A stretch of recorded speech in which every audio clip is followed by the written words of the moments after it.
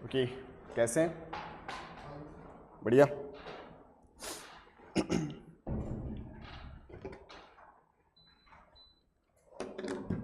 कल कहाँ तक पढ़े थे बच्चे? क्या हो गया, ब्रेक चाहिए क्या? जैन लिटरेचर हो गया था। हाँ, एक एक करके। हाँ बोलिए। अच्छा,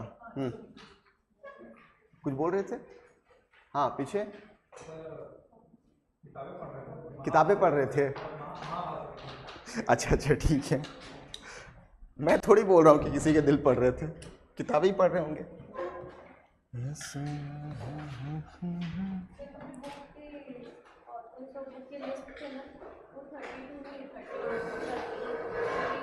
थर्टी नंबरिंग।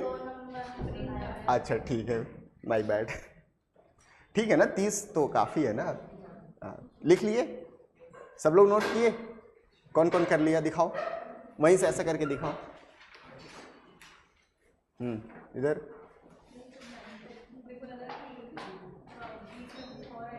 अच्छा, नहीं तो इधर उधर भी लिख सकते हो। हाँ इधर दिखाओ बेटा, वहीं से दिखाओ, वहीं से।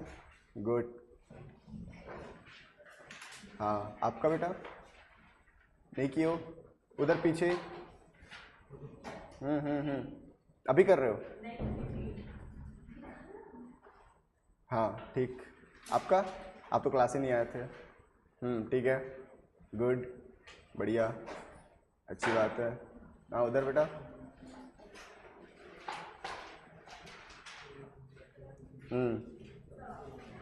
आपका काम बच्चा है। ओके, हाँ इधर बच्चे, आपका वो जो कल लिस्ट बनाने बोला था, क्या बना लिए हो? हाँ दिखाइए। हाँ हाँ वही वही, गुड। आप तो नहीं आए थे, ठीक है, आप भी नहीं आए थे, ठीक है। चलिए लिख लीजिएगा, है ना।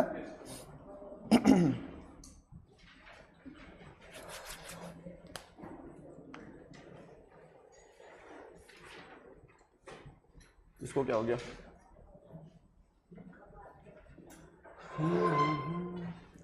आप लोग रेगुलर आइए, ठीक है।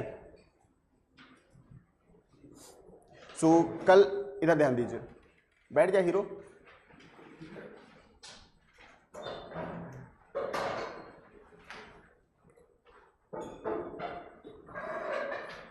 ओके, सो कल हमने बुद्धिस्ट और जैन लिटरेचर पढ़ा था। बुद्ध लिटरेचर में मैंने आपको त्रिपिटक पढ़ाया था, ठीक है। कौन कौन सा त्रिपिटक? सुत्त पिटक, विनय पिटक और अभिधम्म पिटक। उसके बाद फिर हमने पाली लिटरेचर देखा था, जिसमें मिलिंद पन्हो देखा, है ना, राजतरंगिणी देखा, ठीक है, कल्हड़ द्वारा लिखित।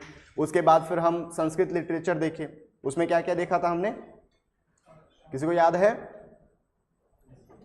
ठीक है, एक बार रिवाइज कर लीजिएगा। फिर अपन जैन लिटरेचर में गए, जिसमें उपांग था, अंग था, प्रकीर्ण था, इस तरीके से हम पढ़ते गए, ठीक है। और उसके बाद फिर हम सेकुलर लिटरेचर पढ़े, यानी लौकिक साहित्य पढ़े। लौकिक साहित्य में मैंने आपको बताया था अर्थशास्त्र के बारे में, ठीक है। इसके अलावा पतंजलि के महाभाष्य, ये सारा चीज़ अपन कवर करते हुए आगे बढ़े थे।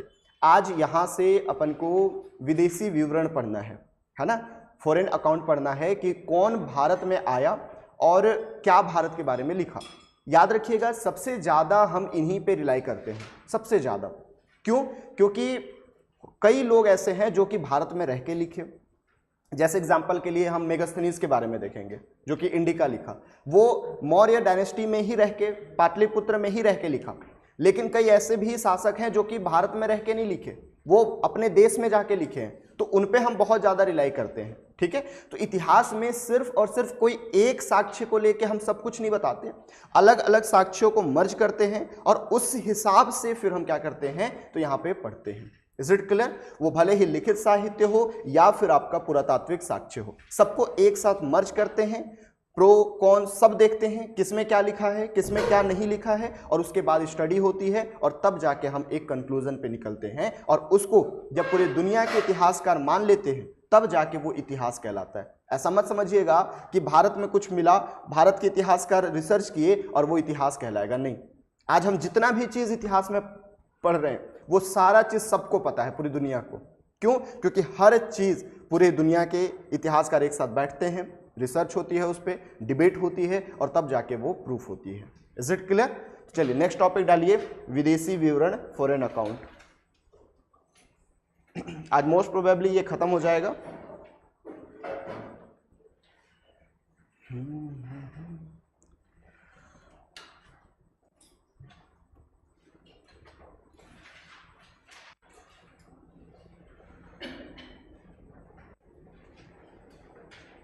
इतिहास पढ़ने में मजा आ रहा है आप लोग को? हाँ, नहीं आ रहा है? नहीं, आप लोग की हंसी देख के तो लग रहा है कि नहीं आ रहा है। अभी इतिहास शुरू ही नहीं किया हूं ना, अभी तो हम सिर्फ बैकग्राउंड पढ़ रहे हैं। ठीक है, इतिहास शुरू मोस्ट प्रोबेबली कल या परसों से करूंगा। ठीक है, जानता हूं अभी थोड़ा सा आप लोगों को लगेगा टफ। क्यों? क्योंकि पूरा हिस्ट्री हम एक ही साथ पढ़ रहे हैं, इतना मान के चलिए। पूरा एंशियंट मेडिवल को एक साथ ही मैं कवर कर रहा हूं अभी, और यही बेस्ट वे है पढ़ने का कि आप एक बार पूरा कवर कर लो और उसके बाद फिर आप जब पढ़ोगे तो यहाँ से आपको समझ बढ़ते जाएगी। ठीक है, चलिए 1 सेकंड देंगे मेरे को, पीपीटी लोड हो जाए।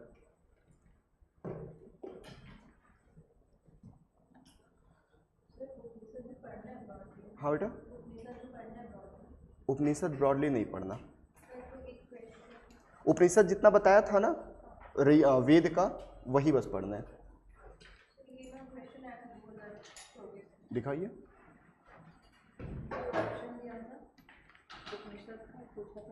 What one is correct? There are no.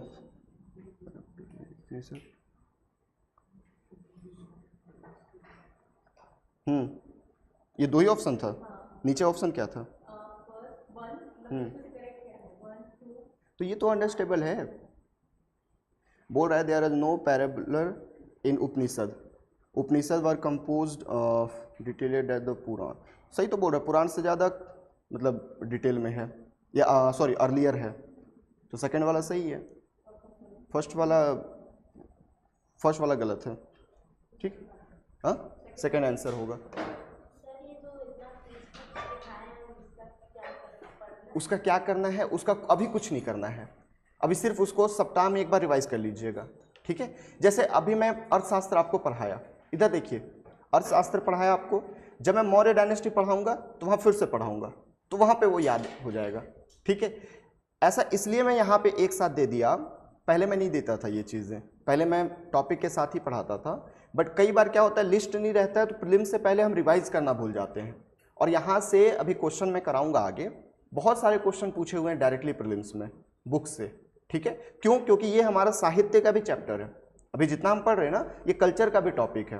Literature पढ़ेंगे जिसमें हमें वैदिक लिटरेचर पढ़ना है, Buddhist literature, Jainism, Jain literature, इसके अलावा संगम साहित्य, संगम लिटरेचर, ये 4 लिटरेचर पढ़ना होता है आर्ट एंड कल्चर में। तो वो टॉपिक भी मर्ज किया हूँ यहाँ पे। ठीक है, तो इसीलिए बोल रहा हूँ अभी रटिए मत, सब याद हो जाएगा, बस जिस फ्लो में चल रहा हूँ उस फ्लो में आपको चलना है। मैं बोलूँगा, मैं कभी भी इतिहास में आपको याद करने नहीं बोलूँगा। ठीक है, मैं बताऊंगा कि इसको बस याद कर लेना, अभी मना किया हूं मतलब याद नहीं करना है। ठीक है, आगे फिर हम उसको पढ़ेंगे। अभी मैं आपको एक ओवरव्यू दे रहा हूं पूरे इतिहास का। ठीक है, हालांकि हमको थोड़ा लंबा लग गया क्योंकि हमने वेद को डिटेल में पढ़ लिया। अब जब हम वैदिक साहित्य पढ़ेंगे ना तो वो 1 दिन में कंप्लीट हो जाएगा, जिसको मैं 5 दिन पढ़ाता था। ठीक है, तो वहां वाला समय को हम यहाँ ला लिए।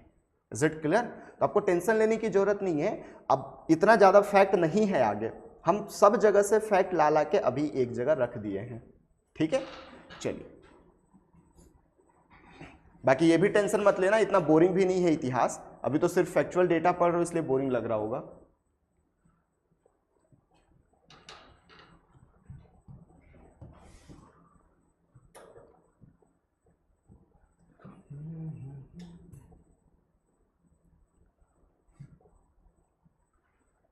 टॉपिक डाले, क्या डाले? विदेशी यात्रियों का विवरण। ठीक है, चलिए शुरू करें। किसी और कुछ पूछना है? देखिए, विदेशी यात्री हमारे भारत में कई लोग आए और हमने उनको अलग अलग देश के हिसाब से बांट दिया है। जैसे हम यहाँ पे बांट के पढ़ेंगे, सबसे पहले यूनानी रोम लेखक के बारे में। अच्छा, आप में से कौन ऐसा है जिसको ये नहीं पता कि सर यूनान कहाँ है, रोम कहाँ है? कोई ऐसा बच्चा है तो बताइए। एनीवन जिसको नहीं पता है कि यूनान कहाँ है, ग्रीक कहाँ है? हाँ, तो आप लोग क्या वेट कर रहे थे कि ये हाथ खड़ा करेंगे तब करेंगे? देखिए एक चीज़ मैं बताऊंगा, कभी भी ये सेम मत करिए कि मुझे नहीं आता, है ना, नहीं आता डायरेक्टली हाथ खड़ा करिए मुझे सीखना है। हो सकता है आपको ग्रीक नहीं पता होगा, अरे सबको थोड़ी पता होता है, ग्रीक वाले को सबको थोड़ी पता होगा कि भारत कहाँ है, तो हमको भी नहीं पता, ठीक है। तो ये चीज़ें हमेशा याद रखिए। चलिए एक बार देख लेते हैं कि कौन सा देश कहाँ पे है। सो बेसिकली याद रखना, थोड़ा सा रफली मैं मैप बना रहा हूँ, ज़्यादा डिटेल तो नहीं बना रहा हूँ। ये है इंडिया हमारा, ठीक है, ये वाला एरिया पाकिस्तान, इसके ऊपर में अफगानिस्तान, इतना तो पता होगा। ये है ईरान बेटा, ठीक है, और याद रखना ईरान आज ईरान है, ईरान हमेशा से ईरान नहीं था। ईरान को हम फारस कहते हैं, क्या कहते हैं? फारस कहते हैं, पर्सियन कहते हैं या पर्सिया कहते हैं, ठीक है। तो ये पॉइंट अपन को याद रखना है ना। जब भी मैं बोलूंगा फारस, जब भी मैं बोलूंगा पर्सियन, तो याद रखना है ये ईरान है, ठीक। उसके बाद आगे एक नाम आप लोग सुनोगे, बैक्ट्रिया। ये अफगानिस्तान का आधा हिस्सा और मध्य एशिया का कुछ हिस्सा, इसको हम कहते हैं बेटा बैक्ट्रिया। क्या कहते हैं? बैक्ट्रिया या बैक्ट्रियन। तो ये पॉइंट अपन को याद रखना है। आज कहाँ है बैक्ट्रियन? तो कहीं नहीं है, ये पुराना नाम है। अफगानिस्तान का ऊपरी हिस्सा और मध्य एशिया का दक्षिणी हिस्सा, ठीक है। मध्य एशिया में कितने देश? 5 country, Kazakhstan, Kyrgyzstan, Tajikistan, Turkmenistan, Uzbekistan. याद रखने की जरूरत नहीं है, बस याद रखिए मध्य एशिया का दक्षिणतम हिस्सा और अफगानिस्तान का ऊपरी हिस्सा को हम बैक्ट्रिया कहते हैं। उसके बाद यहाँ पे इराक आता है और यहाँ पे सीरिया आता है। इराक, सीरिया, ठीक है, लेबनान, ये सारे कंट्री को एक साथ मिला के हम क्या कहते हैं? मेसोपोटामिया। क्या कहते थे? मेसोपोटामिया पुराना नाम था, ठीक है। यहीं पे टिग्रिस रिवर बहेगा। इसके अलावा ये वाला एरिया आज सोमालिया है, ये तो सबको पता है। यहाँ पे इस एरिया को अपन कहते थे ग्रीक, इसी को हिंदी में यूनान कहते हैं, ठीक है। हिंदी इंग्लिश नाम अलग अलग है। तो ये एरिया ग्रीक है, ये मेसोपोटामिया है, ये फारस है। Is it clear? ओके, तो इतना पॉइंट अपन को याद रखना है। ज्यादातर इतिहास में हमें इन्हीं के बारे में पढ़ना है, क्लियर है? तो ये पॉइंट याद रखिएगा। आगे अपन को इसके बारे में भी पढ़ना है। 2 पॉइंट याद रखना, एक मक्का यहाँ है, मदीना यहाँ है। जब इस्लाम धर्म के ओरिजिन पढ़ाऊंगा तो मक्का और मदीना हमारे लिए महत्वपूर्ण हो जाएगा। तो ये दोनों बिंदु आपको याद रखना है। ये सऊदी अरेबिया है, ये लाल सागर है, रेड सी, और ये फारस की खाड़ी यानी पर्सियन गल्फ है, ठीक है। यहाँ तक क्लियर है? तो इसी में हमने डिवाइड कर दिया है कि सर हमारे यहाँ कौन आया? तो यूनानी रोमन लेखक भी आए। अब ये रोम कहाँ है, इसको थोड़ा सा समझिएगा। रोम के लिए आपको जाना पड़ेगा कहाँ बच्चे? तो ये यूरोप में जाना पड़ेगा, यूरोप में जाना पड़ेगा। यूरोप में जाओगे तो यहाँ पे आपको ध्यान रखना, इस तरीके से ये मेडिटेरेनियन सी है और यहाँ पे ये थोड़ा सा वुड टाइप का जो मिलेगा, इसको बोलते हैं रोम। पहले रोमन साम्राज्य, रोमन एम्पायर चलता था, ठीक है। अब यहाँ पे आपको स्पेन मिलेगा और ये पोर्चुगीज मिलेगा और यहाँ पे आपको ब्रिटेन मिलेगा। तो ये कुछ धीरे धीरे नाम। आई थिंक आपका वर्ल्ड मैपिंग हो गया है क्या? तभी नहीं हुआ है? अच्छा, आप लोग का हो गया है, कोई बात नहीं, जितना मेरे को जरूरत है मैं इतना बता दिया, ठीक है। आगे फिर बताऊंगा जब हमको वो टॉपिक जरूरत पड़ेगी। अभी के लिए ध्यान रखना, ये रोम है, ये यूनान है, तो अभी हम इसकी बात कर रहे हैं, यूनानी रोमन लेखक। उसके अलावा चीनी तो पता ही है, चीन है, चीनी यात्री, चीनी लेखक के बारे में हम पढ़ेंगे। अरबी लेखक, अरब किसको कहते हैं? तो याद रखिए ये जो सऊदी अरब है, यहाँ सऊदी अरब है, यमन है, ओमान है, यूएई है, कतर है, ये सब कंट्री को एक साथ मिला के हम अरब कंट्री कहते हैं। क्या कहते हैं? Arab country. इन सबको मिला के, अरब कोई देश नहीं है, अरब कंट्री का मतलब ये जितने भी रेगिस्तान वाला एरिया है, इसी को हम अरब देश कहते हैं। Is it clear? तो यहां से भी भारत में कई यात्री आए, इनके बारे में भी पढ़ना है और कुछ अन्य लेखक के बारे में पढ़ना है, ठीक है। क्या क्या पढ़ना है? सिंपल इनके द्वारा लिखे गए किताब और किसके शासनकाल में आए थे, बस यही 2 चीज अगर आप याद कर लेते हो तो आपका काम हो जाएगा। बस 2 चीज, किसके शासनकाल में आए थे ये भी पूछता है। यहां से कैसे क्वेश्चन पूछते हैं, प्रीलिम्स में क्वेश्चन पूछेगा, ठीक है। मैं दिखाऊंगा क्वेश्चन कैसे पूछते हैं। तो सबसे पहले अपन को पढ़ना है क्या? यूनानी रोमन लेखक। यूनानी रोमन लेखक में सबसे ज्यादा जो नाम है वो मेगास्थनीज के बारे में अपन को पढ़ना होता है, लेकिन सबसे पहला जो शासक है वो है आपका हेरोडोटस। हेरोडोटस को इतिहास का पितामह कहा जाता है। सबसे पहले यही भारत आया था और सबसे पहला जो इन्होंने बुक लिखा उस बुक का नाम है हिस्टोरीज। ये सब मैं आपको पहले पढ़ा चुका हूँ। इन्हें इतिहास का पिता भी कहा जाता है और ये यूनानी इतिहासकार और भूगोलवेत्ता थे। सबसे पहले भारत आने वाले यही है। Is it clear? सबसे पहले भारत के बारे में किताब लिखने वाले या फिर इतिहास के बारे में किताब लिखने वाले लेखक जो हैं वो हेरोडोटस है। उनके बाद अपन को देखना है टेसियस। टेसियस कौन है बेटा? तो ये कभी भारत आया नहीं है, तो इसके बारे में हम उतना नहीं पढ़ते, क्वेश्चन भी नहीं पूछता, बट थोड़ा सा पढ़ लो। टेसियस जो है ईरान के राजा का राजवैद हुआ करता था और भारत से जब व्यापार होता था लोग जाते थे तो उनसे पूछ पूछ के इतिहास लिखता था। लेकिन इसके कहानियों पे पूरा भरोसा नहीं कर सकते क्योंकि कहानियां तो आधी झूठ ही होती है।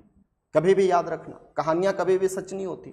अगर आप कुछ कहानी सुन रहे हो तो दिमाग में फिल्टर बैठा देना कि 50% झूठ 50% सच होगा। बात समझ में आ रही है? तो इनके बारे में नहीं भी पढ़ोगे तो कोई दिक्कत नहीं है, ये याद रखना, हेरोडोटस इतिहास का पिता और हिस्टोरीज नामक किताब। Is it clear? पहला लिखिए, पहला हेरोडोटस, जल्दी जल्दी लिखते भी चलिए। पहला हेरोडोटस, इन्हें इतिहास का पिता कहा जाता है, known as father of history. He is known as father of history. किताब करके डैश करिए हिस्टोरीज, किताब करके डैश करिए हिस्टोरीज, हिस्टोरीज। ठीक है? तो एक राइटर, उनका एक किताब। हिस्टोरीज किसका किताब है? हेरोडोटस को। क्या कहते हैं इनको? इतिहास का पिता। अब बेटा आगे चलते हैं और आगे चलेंगे तो अब है मेगास्थनीज के बारे में पढ़ना है। मेगास्थनीज के बारे में पढ़ाने से पहले थोड़ा सा मैं आपको स्टोरी समझाऊं ताकि आपको ये चीजें याद हो जाए।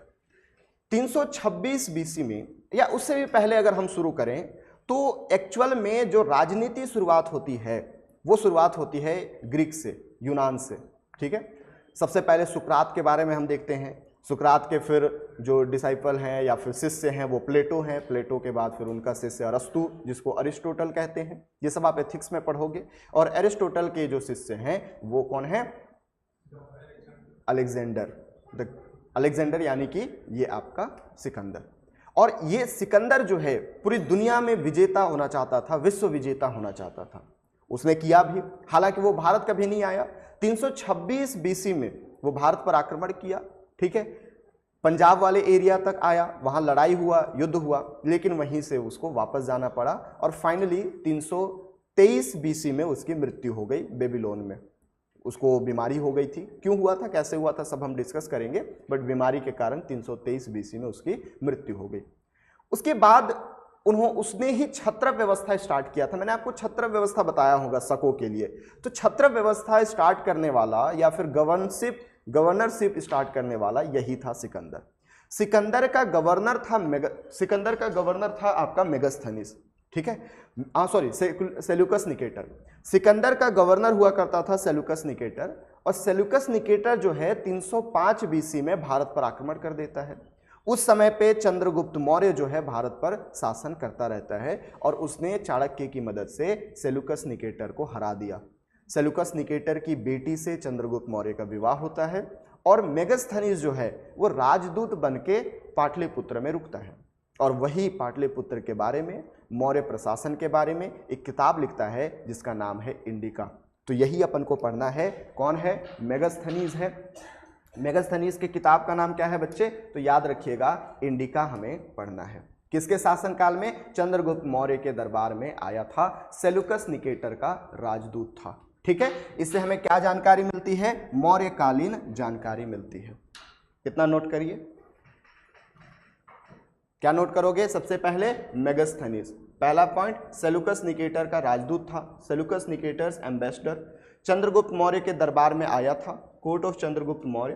पुस्तक इसकी क्या है? इंडिका, मौर्यकालीन जानकारी, इंफॉर्मेशन ऑफ मौर्यन डायनेस्टी। तो ये दूसरा किताब आपको लिखना है। इसे कई बार क्वेश्चन पूछा हुआ है, बहुत महत्वपूर्ण है। ठीक है?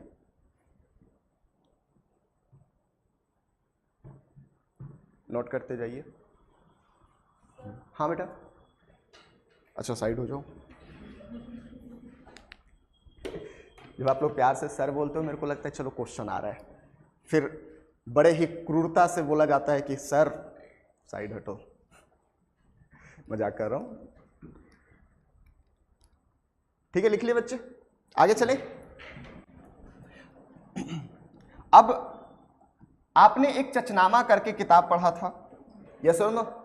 चचनामा के लेखक अज्ञात थे। वैसे ही हमें दो राइटर पढ़ या दो पुस्तक पढ़ने होते हैं जिसके राइटर के बारे में पता ही नहीं है।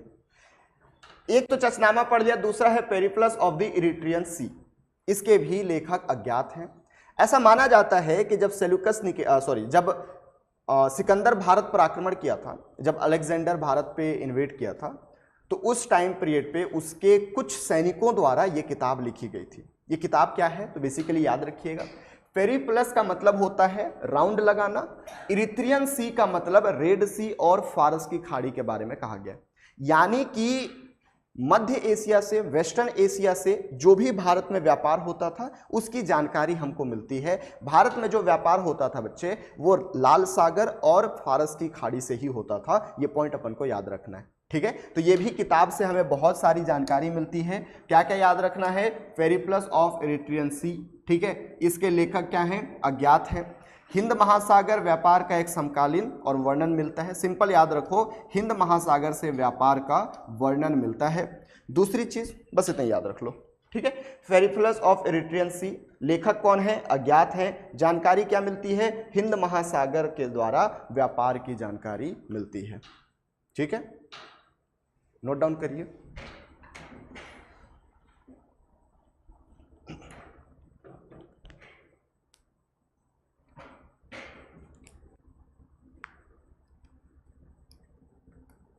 कर लिए नोट?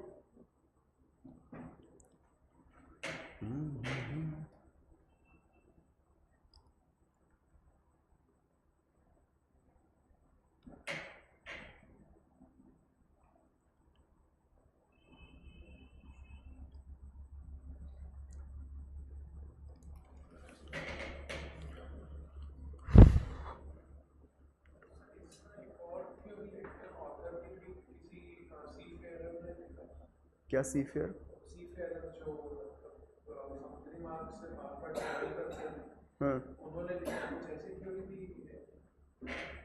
व्यापारियों द्वारा लिखा गया है ऐसा थ्योरी है। हाँ हाँ, उन्हीं के द्वारा लिखा गया है, ठीक है। ये भी थ्योरी आता है उसमें। हो गया इतना? अच्छा, एक बार रिवाइज कर लें, पक्का? चलो, तो सबसे पहला हमने क्या देखा था बच्चे? हेरोडोटस के बारे में। इनकी किताब का नाम क्या है?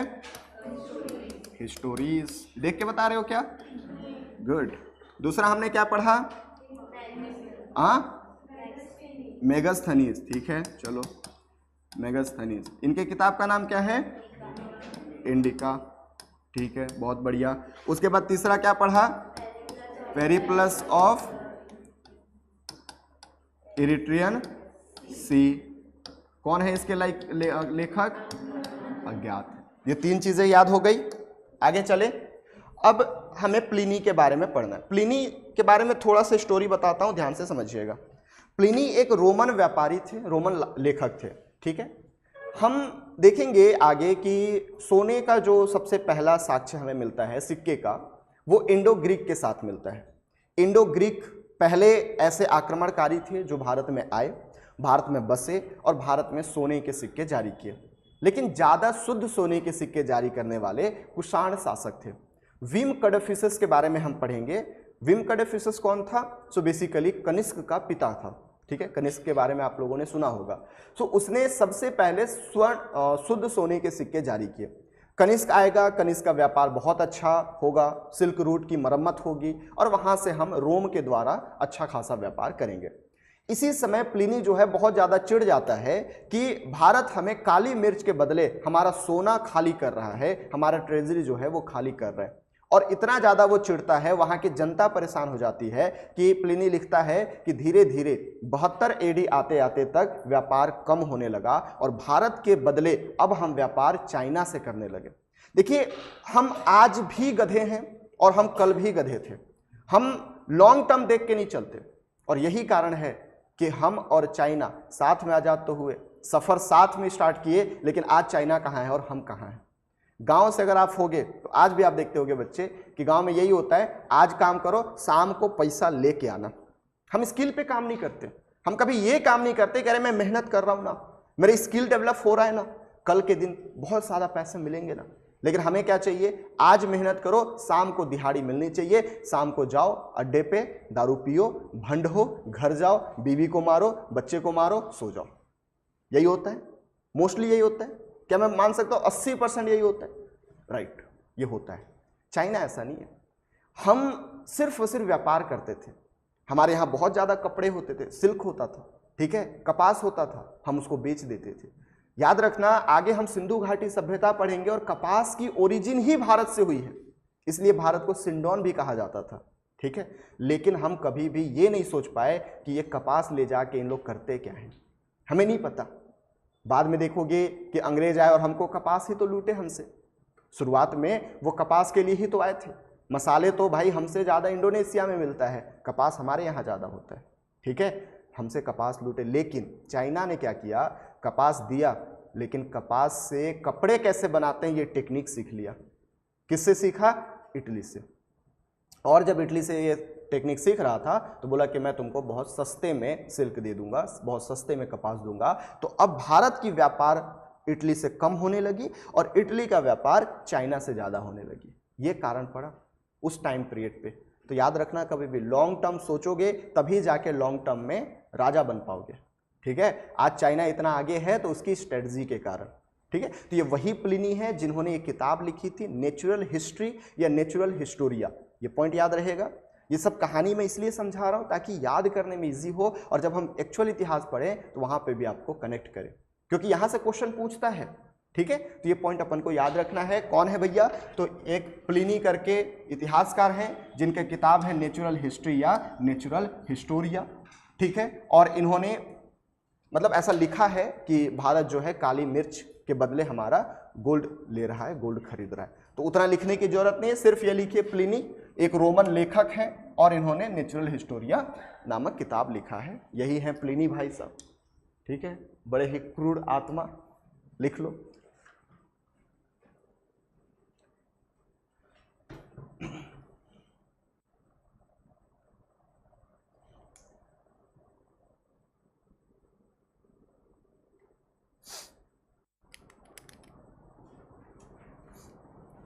हो गया। आगे हम पढ़ेंगे बिंदुसार। क्या पढ़ेंगे? चंद्रगुप्त मौर्य का बेटा। और उसके टाइम पीरियड पे हम देखेंगे कि मिस्र और सीरिया के साथ उसका व्यापार बढ़िया होता है, मित्रता बहुत अच्छी होती है। और वहीं के शासक थे फिलाडेल्फियस टॉलमी और डाइमेकस। क्या नाम बताया? फिलाडेल्फियस टॉलमी और डाइमेकस। इन्होंने आगे अगर पढ़ोगे तो मैं बताऊंगा कि टॉलमी से इसने 3 चीजें मंगाई थी, मीठी शराब, अंजीर और फिलोसफर।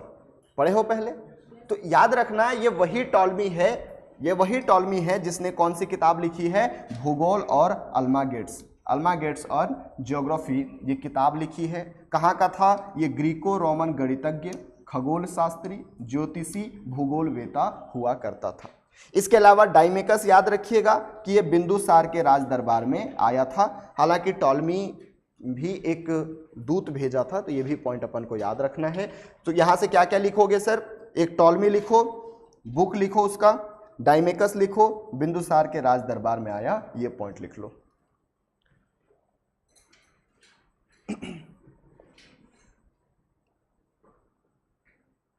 लिख लो। क्या हो गया? लिखिए टॉलमी डैश करके लिखिए, बुक भूगोल और अल्मागेट्स, डाइमेकस डैश करके लिखिए, बिंदुसार के राज दरबार में आया।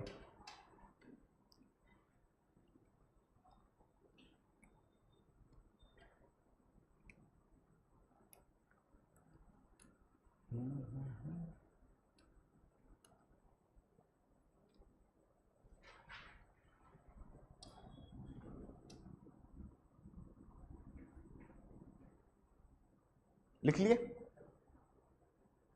हो गया? और ये सुनो, नो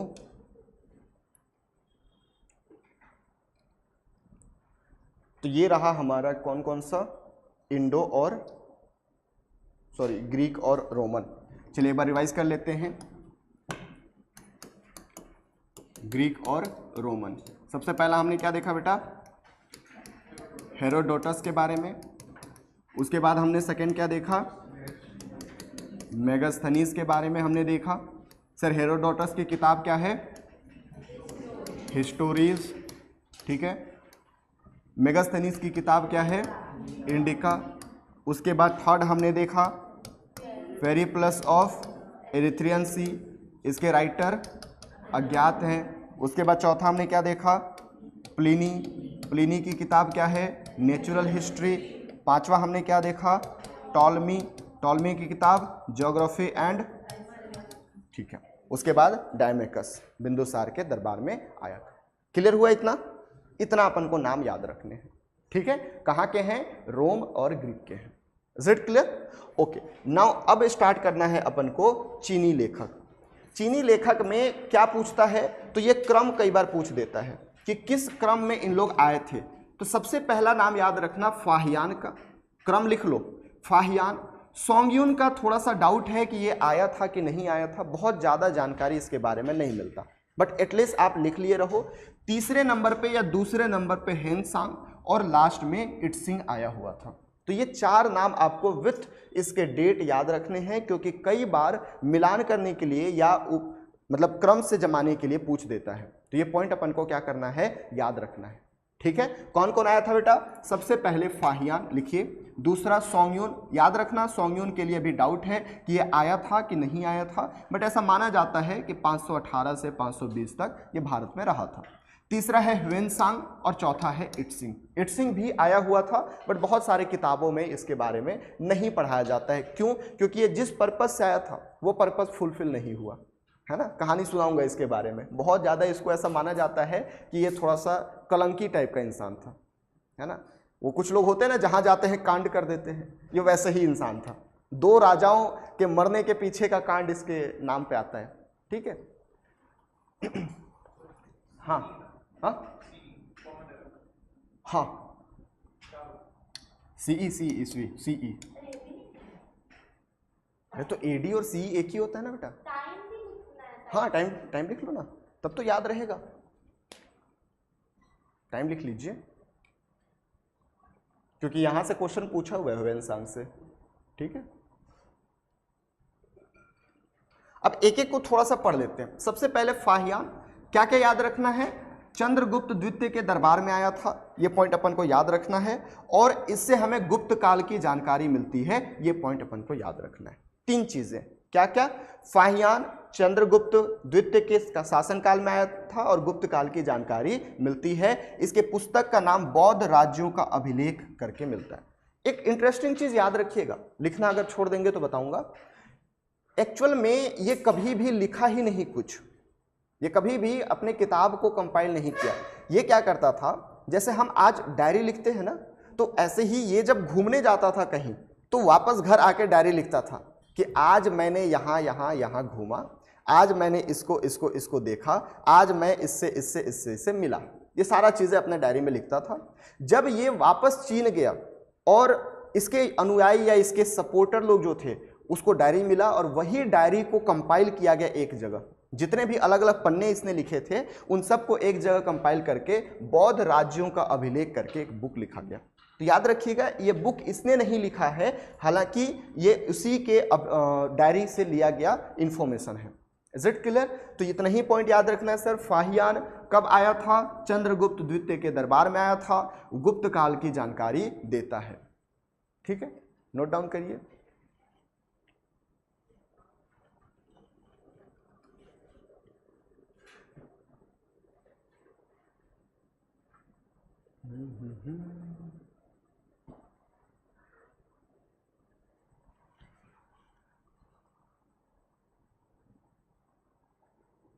हो गया, लिख लिए? थोड़ा क्लास को फास्ट करूं क्या? अच्छा, नहीं लिखे हो, मतलब आपसे ये पूछ रहा हूं, थोड़ा क्लास को फास्ट करूं क्या? क्योंकि फैक्चुअल डेटा है ना। अगर फास्ट करूंगा तो आज हमारा मोस्ट प्रोबेबली खत्म हो जाएगा। विथ योर रिगार्ड्स, आपकी परमिशन होगा तभी। लिखिए जल्दी।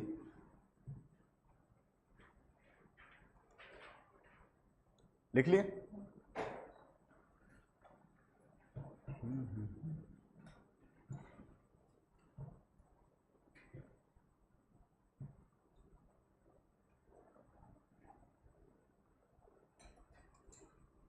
लिख लिया?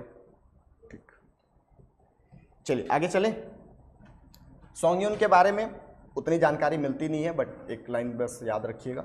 उसके बाद अपन को याद रखना है बेटा किसके बारे में? ह्वेनसांग के बारे में। ये वही ह्वेनसांग है जो कि हर्षवर्धन के टाइम पीरियड में भारत में 15 सालों तक रहा था, और इसकी किताब महत्वपूर्ण है, ये कई बार एग्जाम में पूछा हुआ है, सीयू की। ठीक है, तो ये पॉइंट अपन को याद रखना है कि ह्वेनसांग हर्षवर्धन के टाइम पीरियड पे आया, 15 सालों तक भारत में रहा और उसने किताब लिखा सीयू की। वो हर्षकालीन व्यवस्था के बारे में, यानी हर्ष के जो भी सिस्टम था, एडमिनिस्ट्रेशन था, सोसाइटी था, उन सब की जानकारी अपनी किताब में देता है। मोस्ट इंपॉर्टेंट चीज़ जो पूछने लायक है कि ये नालंदा विश्वविद्यालय में पढ़ने आया था और नालंदा विश्वविद्यालय में अध्ययन के साथ साथ वहाँ का टीचिंग का भी कार्य किया, यानी पहले पढ़ा फिर वहीं का टीचर बन गया। तो ये पॉइंट अपन को याद रखना है। क्या क्या? सर ह्वेनसांग हर्षवर्धन के टाइम पीरियड पे आया था, 15 सालों तक भारत में रहा, सीयू की नामक किताब लिखा और नालंदा विश्वविद्यालय में पहले पढ़ा और उसके बाद वहाँ का टीचर बन गया। इतना पॉइंट अपन को याद रखना है। किसके लिए? ह्वेनसांग के लिए। इसकी यात्रा कब से कब तक हुई? 629 से लेके 645 एडी तक। ठीक है, नोटेड डाउन? नहीं लिखना है, उसके बारे में जानकारी उतनी मिलती नहीं है।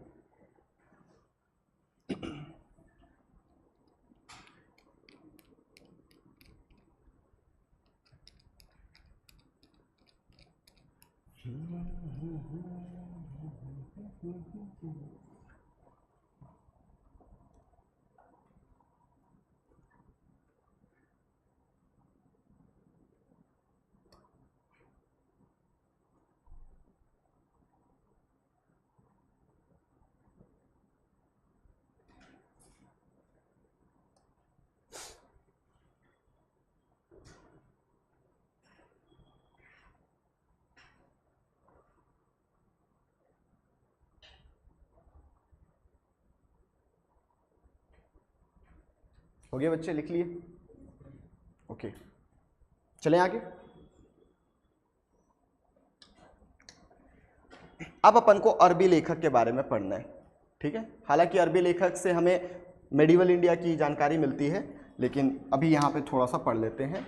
अल बरूनी करके एक इतिहासकार हुए जो कि महमूद गजनवी के साथ भारत आए थे। अब ये महमूद गजनवी कौन है, ध्यान से समझिए। 712 एडी में सर्वप्रथम इस्लामिक इन्वेजन होता है भारत में मोहम्मद बिन कासिम का। मोहम्मद बिन कासिम के बाद लगभग 1000 एडी में भारत पे जो आक्रमण करता है उसका नाम है मोहम्मद गजनवी, और मोहम्मद गजनवी के बाद 1175 एडी में तीसरा आक्रमण होता है जो कि मोहम्मद गौरी का होता है या महमूद गौरी का होता है। ठीक है, तो ये सेकेंड आक्रमणकारी था जो कि भारत में लगभग 25 बार आक्रमण किया।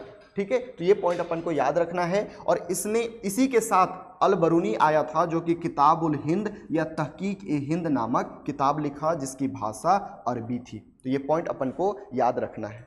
ठीक है, क्या क्या याद रखना है? अल बरूनी जो है वो महमूद गजनवी के साथ भारत आया और इसने किताबुल हिंद या तहकीक ए हिंद नामक किताब लिखा जो कि अरबी भाषा में था। बस इतना आपको अभी याद रखना है, बाकी मोर डिटेल हम मेडिवल इंडिया में पढ़ेंगे। नोट डाउन करिए।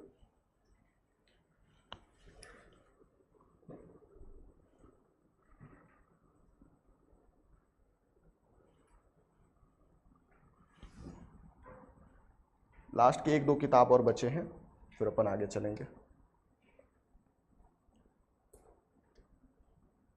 एक किताब और बचा है, कौन है भैया? कौन था?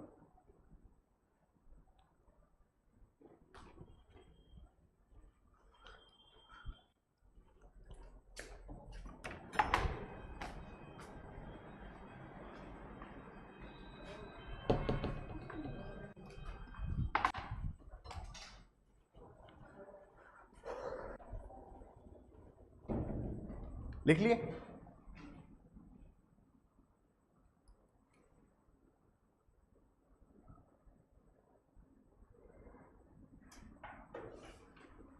हो गया, चले आगे। ठीक, तो ये अपन पढ़ लिए। अब इब्न बतूता के बारे में थोड़ा सा पढ़िए। ये मोरक्को से आया हुआ था और इसके बारे में एक इंटरेस्टिंग चीज़ थोड़ा सा बताता हूँ। ये एक नंबर का मस्त आदमी था, मस्त मौला आदमी। ये मस्त मौला आदमी सुने हो, किसको बोलते हैं? जो एकदम बिल्कुल मज़े में रहता हो। ये पूरी दुनिया का है ना, मतलब पूरे विश्व का भ्रमण कर चुका था। ठीक है, मोरक्को से निकला। एक्चुअल में इसके पिता जो थे वो रोम के राजा के सलाहकार हुआ करते थे, है ना, राजदूत या सलाहकार जो भी बोल सकते हो, पीए बोल सकते हो आज के डेट पे। तो वहाँ पे काम करते थे और इसको चुल मची थी कि मैं पूरे विश्व को भ्रमण करूँगा। निकला, पूरे दुनिया घूमते घूमते घूमते भारत आया। भारत में उस समय पे दिल्ली सल्तनत का साम्राज्य हुआ करता था, यानी दिल्ली सल्तनत का राज्य हुआ करता था। दिल्ली सल्तनत हम पढ़ेंगे 1206 में स्टार्ट होता है और 1526 तक चलता है, जब तक कि मुगल डायनेस्टी नहीं आ जाता भारत में। ठीक है, लास्ट शासक इब्राहिम लोदी होते हैं। उसी टाइम पीरियड पे ये भारत में आता है और इतना ज़्यादा नॉलेजेबल था, इतना ज़्यादा पढ़ा लिखा था। हालांकि इसके पिता भी लाइक न्यायाधीश का काम करते थे, जज का काम करते थे, तो इसको भी दिल्ली सल्तनत में दिल्ली का काजी बना दिया गया। काजी का मतलब जज होता है। हम जब मेडिवल इंडिया में पढ़ेंगे तो हम काजी वर्ड यूज़ करेंगे, जज वर्ड यूज़ करेंगे मॉडर्न इंडिया में, याद रखिएगा। तो इसको दिल्ली का क्या बना दिया गया? काजी बना दिया गया, यानी जज बना दिया गया। अब थोड़ा सा ये करप्शन कर देता है, तो करप्शन करता है तो इसको डाल देते हैं जेल में। ठीक है, और जेल में डाल के ये परेशान होता है कि कब निकलूं, भगवान निकाल दो।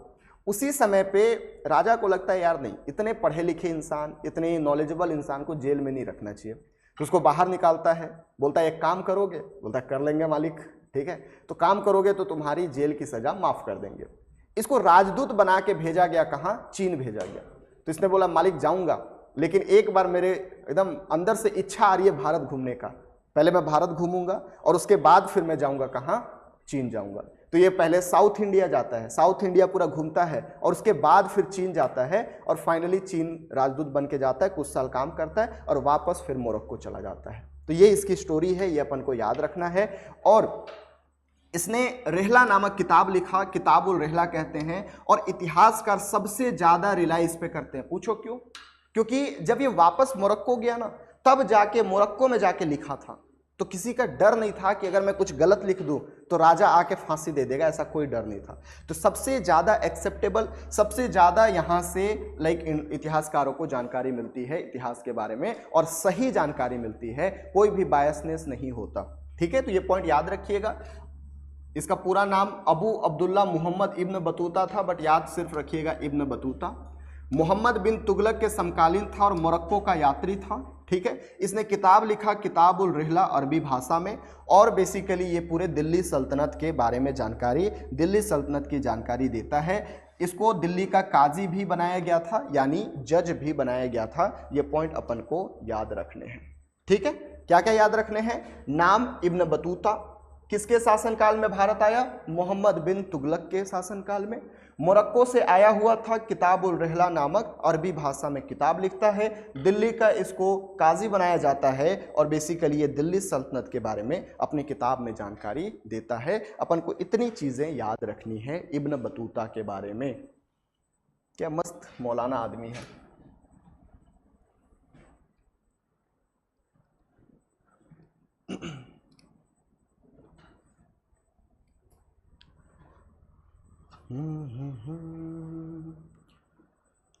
ला ला ला ला ला।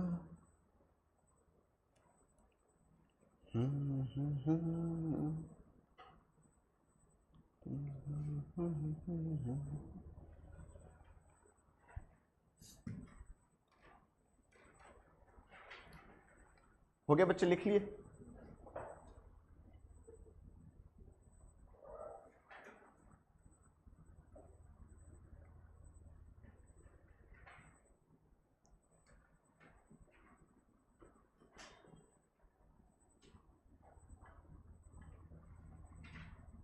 हो गया कंप्लीट? ठीक है, तो इसी के साथ हमारा लिखित साक्ष्य, अच्छा एक और बचा, कुछ बचा है। इसके बारे में हम डिटेल में अभी नहीं पढ़ेंगे, क्योंकि तारानाथ के बारे में हमें बहुत ज़्यादा डिटेल में पढ़ना है। क्यों? क्योंकि मुझे ऐसा लग रहा है कि क्वेश्चन यहाँ से पूछ सकता है। क्यों? क्योंकि बौद्ध धर्म का एक नया धर्म है जो कि तिब्बत में ओरिजिन हुआ है और अभी तक वहाँ से क्वेश्चन नहीं पूछा है। तो इसके बारे में मैं बहुत डिटेल में डिस्कशन करूँगा, ठीक है। तो अभी के लिए बस लिख लीजिए कि तिब्बती लेखक हुआ करता था, नाम है तारानाथ, और इसने किताब लिखा तंगयूर या कंगयूर, इसके बारे में लिख लीजिए। सेकंड, मार्को पोलो, ये तो महत्वपूर्ण है ही। मार्को पोलो इटली का निवासी था, वेनिस का, और ये भारत में कोरोमंडल तट पे पांड्य साम्राज्य के समय पे आया था। और यहाँ के बारे में ये बताता है कि यहाँ की एक प्रसिद्ध महिला शासक हुआ करती थी जिसका नाम है रुद्रमा देवी। रुद्रमा देवी हमारे कल्चर के लिए बहुत महत्वपूर्ण है ना। रुद्रमा देवी के बारे में हमको पढ़ना है, इसकी जानकारी हमें मार्को पोलो भी देता है, ठीक है। तो ये भी पॉइंट अपन को याद रखना है। ये दो लिख लीजिए बच्चे, एक तारानाथ और दूसरा Marco Polo. Marco Polo Italy का है, तारानाथ तिब्बत का है।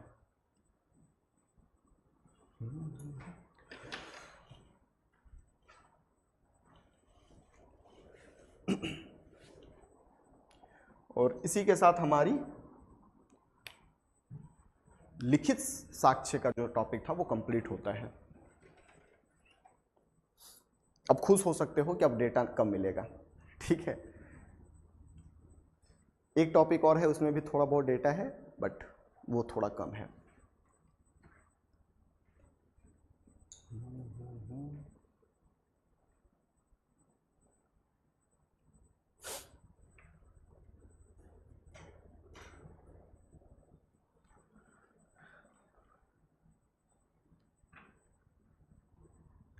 आप लोग ज्योग्राफी पढ़ लिए हो ना? किसका किसका हो गया है? बेसिक, मतलब पूरा डिटेल नहीं बोल रहा हूं। हाथ खड़ा करिए। अच्छा, किसका किसका नहीं हुआ है? शुरू हुई क्लाइमेटोलॉजी हुआ है। अच्छा, आप लोग का ठीक है। मुझे एक आंसर राइटिंग करवाना है इसलिए पूछ रहा था, ठीक है। अच्छा, कौन कौन बढ़िया, किसको किसको कॉन्फिडेंस है कि सर मैं बढ़िया आंसर लिख पाता हूं या पाती हूं? आपको और आपको, ठीक है। अपन सीखेंगे, है ना। पहला टॉपिक जैसे ही कंप्लीट होगा मैं आपको एक आंसर लिखने बताऊंगा, आंसर लिखवाऊंगा भी, ठीक है। हाँ बेटा, किसको? हाँ, भारत के कोरोमंडल तट पे पांड्य साम्राज्य था, वहीं पे आया था, और उन्हीं के बारे में लिखता है कि वहाँ की एक प्रसिद्ध महिला शासिका थी जिसका नाम है रुद्रमा देवी। तो रुद्रमा देवी के इतिहास हमें मार्को पोलो बताते हैं, ठीक है। कल्चर में हम इनको डिटेल में पढ़ेंगे। बस इतना लिख लीजिए कि मार्को पोलो इटली का निवासी था, जो कि भारत के कोरोमंडल तट पे 1292 में आया था, और इसने काकतीय वंश के महिला शासक रुद्रमा देवी के बारे में विवरण दिया है, ठीक है। बस चलिए, हो गया, ओके। तो अब बेटा अपन को शुरू करना है पुरातात्विक साक्ष्य। पुरातात्विक साक्ष्य और लिखित साक्ष्य दोनों को मिला के ही हम पढ़ते हैं। हम पूरा रिलाय नहीं करते लिखित साक्ष्य में, ज्यादा रिलाय करते हैं पुरातात्विक साक्ष्य में। पुरातात्विक साक्ष्य में हमें क्या क्या पढ़ना होता है? अभिलेख पढ़ना होता है, सिक्के, स्मारक, मृदभांड, मूर्तियां, भित्ति चित्र। लेकिन अभी हम सिर्फ और सिर्फ अभिलेख पढ़ेंगे, और अभिलेख के साथ साथ हम सिक्कों के बारे में जानकारी लेंगे, और मृदभांड में टॉपिक वाइज ही पढ़ाऊंगा, ठीक है। मृदभांड से क्वेश्चन पूछता है मेंस में, तो इसको मैं टॉपिक वाइज एक जगह पे सब कंपाइल कर दूंगा कि कौन से काल से शुरुआत हुआ और कौन से काल पे ज्यादा अच्छा बना। क्लियर है? तो अभी के लिए सबसे महत्वपूर्ण चीजें ये आपके लिए है, थोड़ा सा बेसिक। यहां से क्वेश्चन नहीं बनता, बट आपको पता होना चाहिए कि सर एक्चुअल में अभिलेख होता क्या है, इंस्क्रिप्शन होता क्या है। तो देखिए, इंस्क्रिप्शन का मतलब है दीवालों पर, गुफाओं पर, पिलर पर कहीं भी कुछ लिख देना, है ना। कॉपी किताब छोड़ के अगर किसी और चीज पे लिख रहे हो तो उसको हम अभिलेख या इंस्क्रिप्शन कहते हैं, ठीक है। अगर आप कठोर सतह जैसे पत्थर या धातु पर लिख रहे हो तो इसको हम अभिलेख कहते हैं। लेकिन याद रखना, अभिलेख की जो अध्ययन करता है बेटा, उसको हम एपिग्राफी कहते हैं, ठीक है। अभिलेख हमने लिखा, किसी सतह पर लिख दिया, वो अभिलेख है। मान लो मैं उसका स्टडी कर रहा हूं तो उसको एपिग्राफी या एपिग्राफी के नाम से जानेंगे। लेकिन प्राचीन लिपि का जो हम अध्ययन करेंगे, जैसे मान के चलो कि एक अशोक का अभिलेख है जो कि ब्रह्मी लिपि में लिखा हुआ है, मैं उसका स्टडी कर रहा हूं, ठीक है, तो उसको बोलते हैं पैलियोग्राफी। तो ये 3 वर्ड याद हुआ आपको, समझ में आया? अभिलेख का मतलब किसी कठोर सतह पर पत्थर पर, धातु पर लिख देना वॉज अभिलेख या इंस्क्रिप्शन। अब उसमें मान के चलो अभिलेख का अध्ययन कर रहा हूं, जैसे 1837 में प्रिंसेप ने उसको पढ़ा, अध्ययन किया, उसको हम बोलते हैं एपिग्राफी। लेकिन कौन सी भाषा, कौन सी लिपि में लिखा गया, अगर लिपि का अध्ययन कर रहे हो तो वो हो जाता है पैलियोग्राफी। तो ये 3 वर्ड हमेशा याद रखिएगा, कई बार घुमा के प्रीलिम्स में पूछ देता है, तीनों को लिख लीजिए। इस प्रकार से देखिए लिखा होता है कठोर सतह पे, है ना।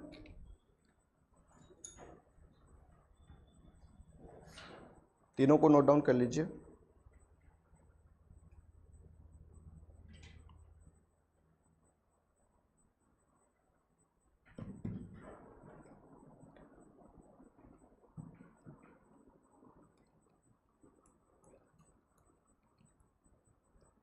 मेन टॉपिक डाला ना पुरातात्विक साक्ष्य,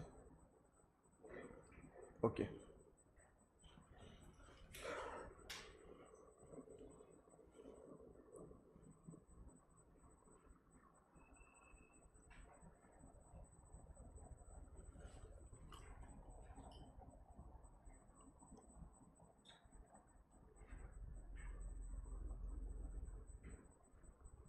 हो गया बेटा?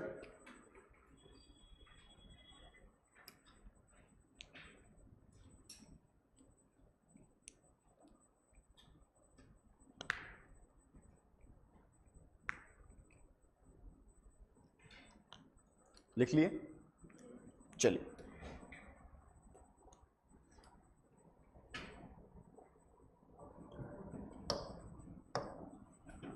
अपन को क्या पढ़ना है?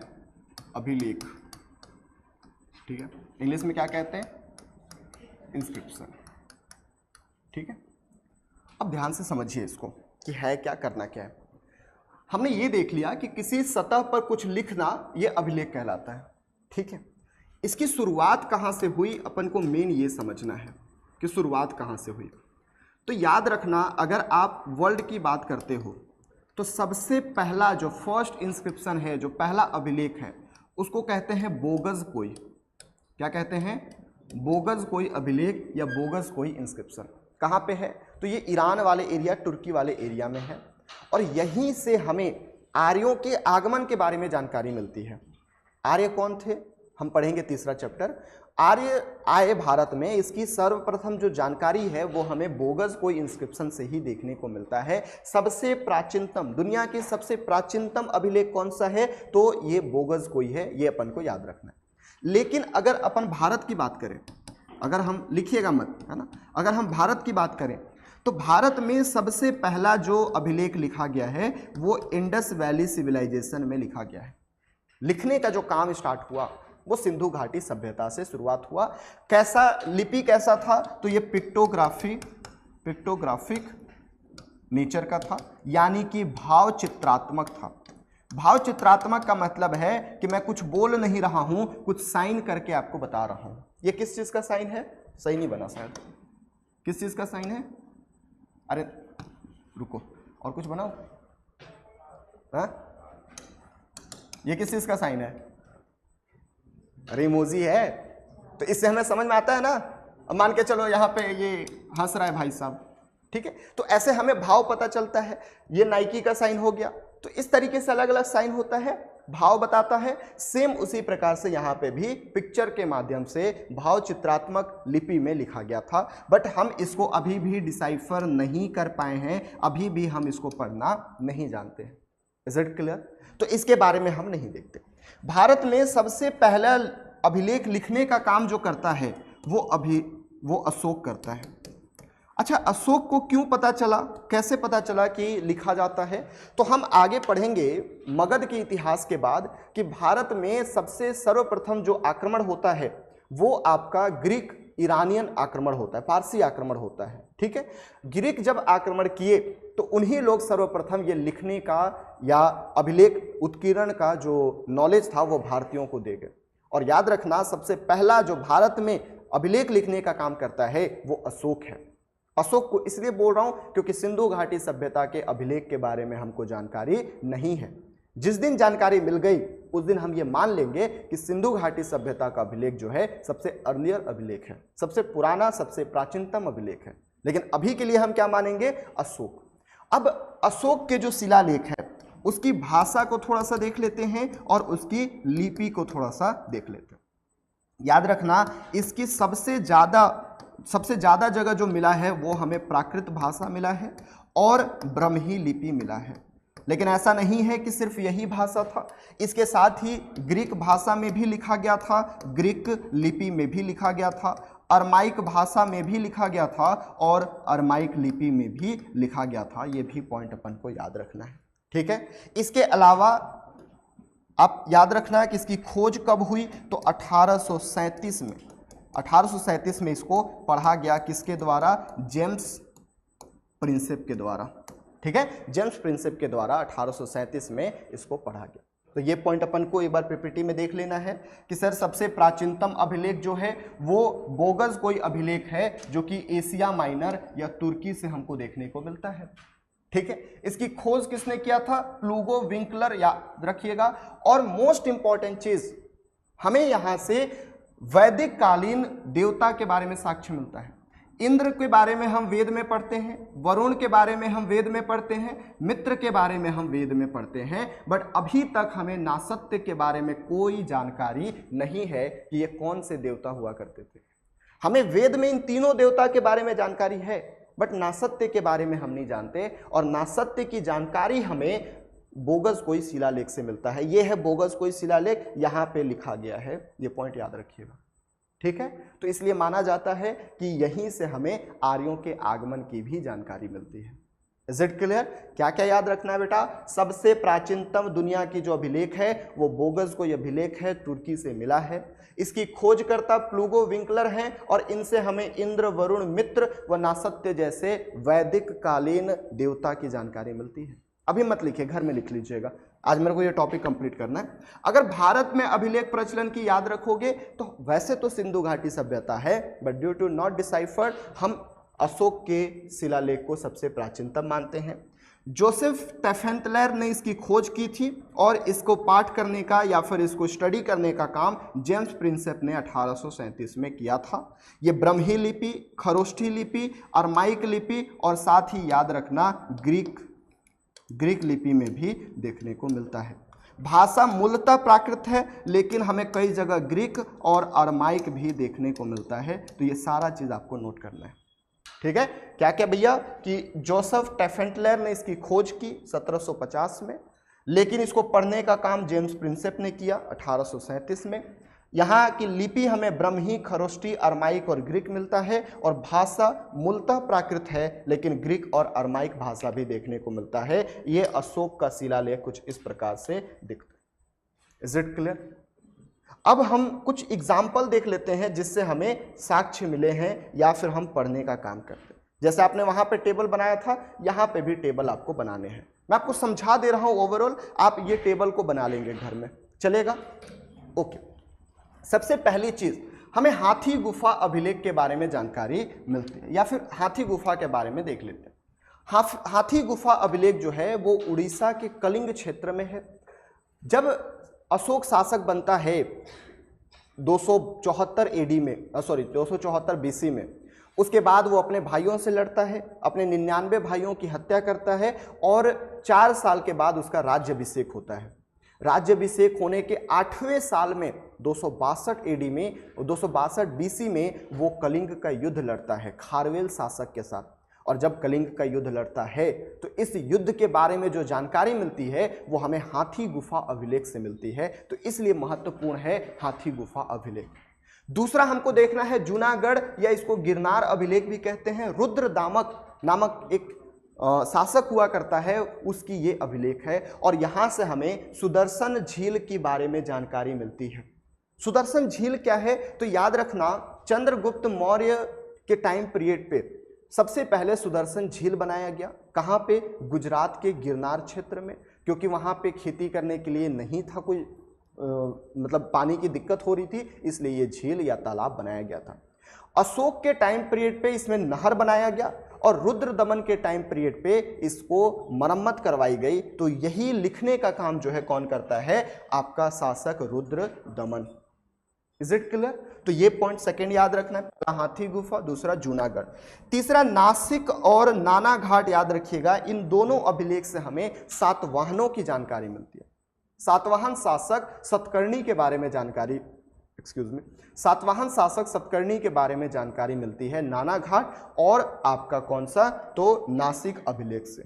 ठीक है, ये सब हम आगे पढ़ेंगे, बट आप इसको नोट कर लीजिएगा, मैं एक कहानी के रूप में आपको समझा देता हूं। मंदसौर अभिलेख याद रखिएगा, ये मालवा के शासक यशोधर्मन है और ऐसा माना जाता है कि गुप्त शासक जब कमजोर होने लगे तो यही उनकी मदद किया था। इसकी जानकारी हमें मंदसौर अभिलेख से देखने को मिलता है। हम आगे जब गुप्त शासक पढ़ेंगे तो इसको बहुत डिटेल में समझने वाले हैं, तो ये 6 यहाँ पे आपको याद रखने। उसके बाद हम आते हैं ऐहोल अभिलेख, सबसे महत्वपूर्ण है। ऐहोल अभिलेख से ही हमें पता चलता है कि हर्षवर्धन जो है 619 एडी में चालुक्य शासक पुलकेशिन द्वितीय के साथ युद्ध लड़ता है और वहां से उसको जानकारी मिलती है कि वो हार गया था।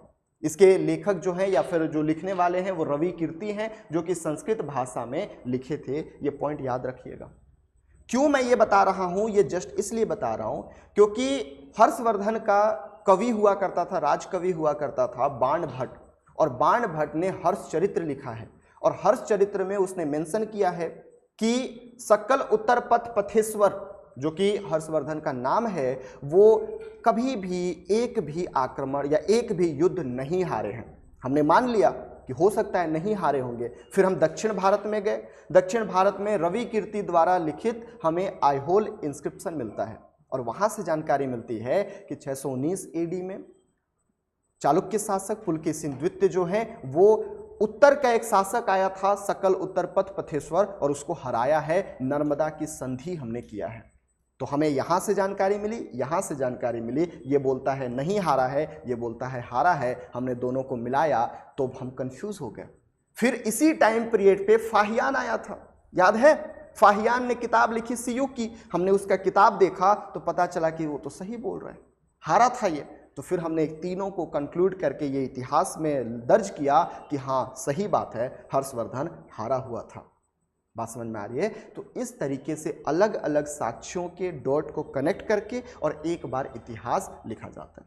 Is it clear? तो उसमें महत्वपूर्ण है ऐहोल इंस्क्रिप्शन, ये भी पॉइंट अपन को याद रखना है। दूसरा प्रयाग स्तंभ लेख या प्रयाग प्रशस्ति, ये समुद्रगुप्त द्वारा लिखा गया है और समुद्रगुप्त की विजय के बारे में ये बताता है। ठीक है, तो ये भी पॉइंट अपन को याद रखना है। प्रयाग प्रशस्ति। उत्तर मेरुण अभिलेख, ये महत्वपूर्ण है बेटा, कांचीपुरम में तमिलनाडु में है और यहाँ पे last to last year I think 2024 में प्रधानमंत्री नरेंद्र मोदी गए थे और इसके बारे में उल्लेख किए थे। यहाँ से बेसिकली दक्षिण भारत के हमें स्वशासन या ग्रामीण प्रशासन के बारे में जानकारी मिलती है। महत्वपूर्ण है ये हमारे कल्चर के पर्सपेक्टिव से। तो ये याद रखिएगा, उत्तर मेरुण अभिलेख जो है स्थानीय स्वशासन की जानकारी देती है, ग्राम सभा के कामकाज का विवरण देता है। प्रधानमंत्री जो हैं यहाँ पे गए थे तो इसके बारे में बात किए थे। तो महत्वपूर्ण है, क्वेश्चन पूछता है। ठीक है, उसके बाद महरौली अभिलेख याद रखिएगा। ये ऐसा अभिलेख है जो कि एक अजूबा की तरह माना जाता है क्योंकि आज तक इसमें जंग नहीं लगा। ठीक है, तो ये पॉइंट अपन को याद रखिएगा। चंद्रगुप्त द्वितीय के शासन काल में इसको उकेरा गया था, महरौली अभिलेख। Is it clear? चलिए आगे चलें। उसके बाद एरण अभिलेख के बारे में अपन को याद रखना है। यही इसी की बात कर रहा था मैं, है ना, इसकी बात कर रहा था। एरण अभिलेख के बारे में अपन को डिस्कशन करना है। एरण अभिलेख जो है मध्य प्रदेश में है, सागर के निकट पड़ता है और वहां से हमें सबसे पहला सती प्रथा का साक्ष्य मिलता है। भानुगुप्त करके एक बोल सकते हो सामंत हुआ करता था गुप्तों का। जब उसकी मृत्यु हो गई तो उसकी पत्नी अपने आप को सती कर गई थी। तो यहाँ से हमें सती का पहला साक्ष्य मिलता है। कहाँ से? एरण अभिलेख से। ये भी अपन को याद रखना है। बेसनगर, विदिशा या गरुड़ स्तंभ, ये तीनों नाम दिया जाता है। हेलियोडोरस नामक एक एम्बेसडर आया था भारत में और वो भागवत धर्म से या वैष्णविज्म से बहुत ज़्यादा प्रभावित हुआ और उसने भागवत धर्म या वैष्णविज्म अपनाया और विदिशा में या बेसनगर में एक गरुड़ ध्वज स्थापित किया और वही है हमारा विदिशा अभिलेख, बेसनगर अभिलेख या गरुड़ अभिलेख। यहाँ से यूपीएससी क्वेश्चन पूछा हुआ है। बात समझ में आ रही है? क्यों ये पूछा था बेसनगर? सब किसी को नहीं पता था कि विदिशा का ही नाम बेसनगर होता था। ठीक है, तो यहाँ से क्वेश्चन पूछा हुआ है, ये अपन को याद रखने हैं। किसके बारे में था ये? हेलियोडोरस के बारे में था। ठीक है, इसने क्या किया था? तो इसने भागवत धर्म अपना लिया था। तो ये कुछ एग्जाम्पल हैं जिनके बारे में हम आगे पढ़ेंगे, लेकिन अभी आपको कम से कम इसको क्या कर लेना है? याद रख लेना है, नोट कर लेना है कि इतनी सारी चीजें हमने पढ़ी। एक बार अगर मैं आपको रिवाइज करूं तो हमने हाथी गुफा अभिलेख देखा, महत्वपूर्ण है। ठीक है, ये पॉइंट याद रखिएगा। रुद्र दमन का हमने अभिलेख देखा। ठीक है, जूनागढ़ अभिलेख, ये भी पॉइंट अपन को याद रखने हैं। इसके अलावा नासिक अभिलेख, नाना घाट अभिलेख, ये पॉइंट याद रखना है। एरण अभिलेख, ये याद रखना है। मंदसौर अभिलेख याद रखना है। ठीक है, इसके अलावा हमने और भी अलग अलग पढ़ा, जैसे बेसनगर पढ़ा, ये भी पॉइंट अपन को याद रखना है। प्रयाग प्रशस्ति याद रखिए। ठीक है, मेहरौली हो गया, उत्तर मेरुण अभिलेख हो गया, ये कुछ कुछ हैं जो कि आपको याद रखने हैं। ये मंदसौर अभिलेख के साथ ये कुछ याद रखिएगा आप लोग। ठीक है, इसको नोट डाउन कर लीजिएगा, टेंशन मत लीजिए, रटने नहीं बोल रहा हूँ, आगे हम पढ़ेंगे इसको डिटेल में।